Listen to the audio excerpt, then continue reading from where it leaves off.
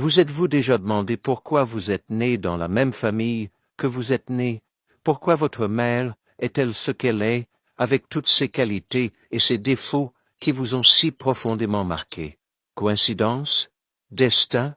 Ou y a-t-il quelque chose de beaucoup plus profond qui se passe ici?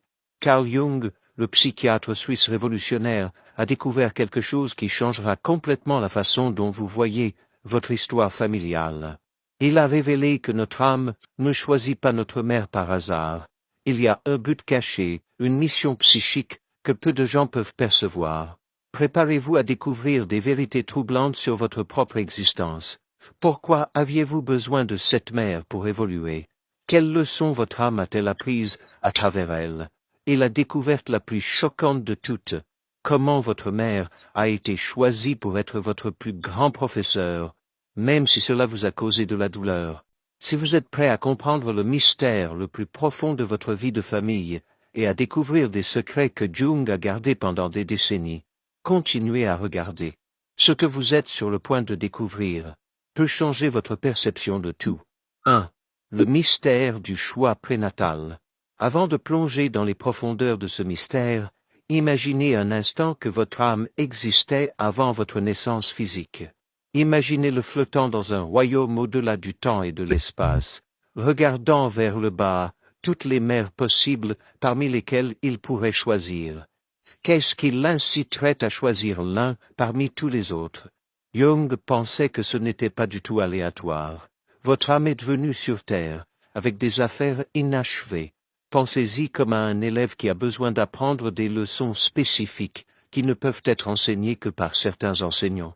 Votre mère est devenue cette enseignante, qu'elle soit douce et attentionnée ou difficile et stimulante. Les deux types de mères ont le même but. Aider votre âme à grandir. Jung a découvert que nous ne choisissons pas des mères faciles parce que la facilité ne nous fait pas grandir. Nous choisissons des mères qui nous pousseront, nous mettront au défi et parfois même nous blesseront, parce que ces expériences créent l'espace où notre vrai moi peut émerger. C'est comme un sculpteur qui ne crée pas de l'art en étant doux avec la pierre, mais en ébréchant tout ce qui n'est pas le chef-d'œuvre. La plus belle partie de ce mystère est que votre mère a accepté ce rôle avant que vous ne soyez nés tous les deux. Son âme a dit oui pour être votre professeur, même en sachant que cela pourrait être difficile pour vous deux. Elle a accepté la responsabilité de vous aider à apprendre ce que vous êtes venu apprendre ici, même si cela signifiait être incompris ou porter le poids de vos luttes. Pensez à vos premiers souvenirs avec votre mère, remarquez comment ils ont façonné qui vous êtes aujourd'hui, la façon dont elle vous tenait ou ne vous tenait pas, les mots qu'elle prononçait ou le silence qu'elle gardait, l'amour qu'elle a donné ou l'amour qu'elle a eu du mal à exprimer. Tout cela faisait partie du programme auquel votre âme s'est inscrite. Cela ne signifie pas que votre mère était parfaite ou que tout ce qu'elle a fait était juste. Cela signifie qu'au niveau de l'âme, vous saviez exactement quel genre d'expérience vous deviez avoir avec elle. Vous avez choisi sa manière spécifique d'aimer, ses peurs particulières, ses luttes uniques, parce qu'elles créeraient les conditions exactes dont vous aviez besoin pour votre croissance spirituelle. Jung croyait également que ce choix se produisait dans ce qu'il appelait l'inconscient collectif, un espace partagé où toutes les âmes sont connectées. Dans cet espace, votre âme et l'âme de votre mère ont eu une conversation. Ils se sont mis d'accord sur ce qu'ils s'aideraient mutuellement à apprendre. Elle serait votre premier professeur, et vous seriez son meilleur élève. Parfois les gens se demandent si cela signifie qu'ils sont coincés avec ce qui s'est passé dans leur enfance. Mais Jung nous a appris le contraire. Comprendre que votre âme a choisi cette expérience vous donne un pouvoir incroyable. Cela signifie que vous n'êtes pas une victime des circonstances. Vous êtes une âme qui a courageusement choisi un chemin difficile pour devenir plus fort et plus sage. Le choix prénatal ne consiste pas seulement à apprendre de dures leçons. Parfois les âmes choisissent des mères qui leur donneront exactement l'amour et le soutien dont elles ont besoin pour accomplir leur but dans le monde. Ces mères fournissent la base de confiance et de sécurité qui permet à leurs enfants de briller de mille feux. Que votre mère ait été votre plus grand défi ou votre plus grand soutien, Le choix a été fait avec amour. Votre âme vous aimait tellement qu'elle a choisi exactement la bonne mère pour vous aider à devenir ce que vous étiez censé être. Ce choix a été fait non seulement pour votre bénéfice, mais pour le bénéfice de tous ceux dont vous toucheriez la vie. Lorsque vous commencez à voir votre relation avec votre mère à travers ce prisme, tout change. Ses défauts deviennent des outils pédagogiques. Son amour devient un carburant sacré. Son absence devient une leçon d'indépendance. Sa présence devient un cadeau de connexion. Chaque aspect de qui elle était et de qui elle n'était pas servait le but le plus élevé de votre âme. Cette compréhension n'efface pas la douleur ou n'excuse pas un comportement nuisible. Au lieu de cela, il donne un sens à vos expériences et le pouvoir de les transformer. Votre âme a choisi votre mère en sachant exactement dans quoi elle s'embarquait. Et elle l'a choisi parce qu'elle savait que vous aviez la force non seulement de survivre à l'expérience, mais aussi de prospérer grâce à elle. Au fait, si tu es curieux d'aller encore plus loin et d'intégrer tes ombres et ta lumière, découvre l'e-book de la méthode SIM. C'est un guide concis qui peut t'aider à libérer ton pouvoir intérieur en seulement 5 minutes par jour. Le lien se trouve dans le premier commentaire épinglé ci-dessous. 2. La mère comme miroir de l'âme. Le visage de votre mère a été le premier miroir dans lequel vous vous êtes regardé, mais Jung a découvert quelque chose de remarquable à propos de ce miroir.